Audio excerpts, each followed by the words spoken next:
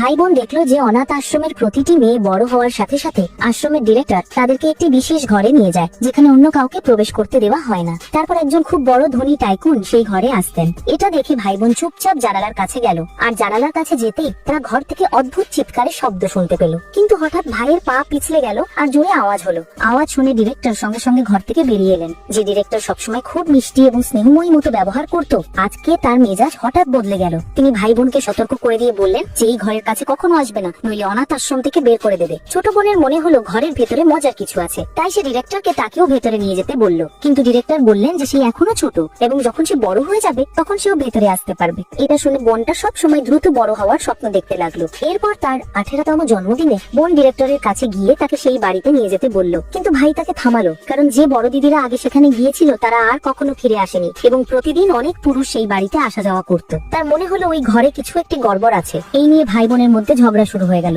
ঠিক তখনই ডিরেক্টর সেখানে এলেন এবং তার পেছনে একটি সুন্দরী মেয়ে হাঁটছিল। ডিরেক্টর সেই মেয়েটিকে সেই ঘরের ভেতরে নিয়ে গেলেন। এটা দেখে ভাই বোন আবার জানালা দিয়ে উঁকি মারতে লাগলো। তারা উঁকি দিতেই দেখলো ভেতরে খুব বিলাসবহুল সাজসজ্জা ছিল। বোন দেখলো যে টাইকুন সেই মেয়েটিকে দামি গয়না উপহার দিচ্ছে। এটা দেখে বোনের মনে হিংসা জন্মালো। পরের দিন বোন একটি সুন্দর পোশাক পরলো এবং ডিরেক্টর তাকে সেখানে নিয়ে গেলেন। অতিথিরা বোনের সৌন্দর্যের প্রশংসা করলেন। সেই সময় ভাই হঠাৎ ভেতরে ঢুকে বোনকে নিয়ে যেতে চাইলো, কিন্তু এটাই ছিল সেই দিন যেটার জন্য বোন বছরের পর বছর অপেক্ষা করেছে।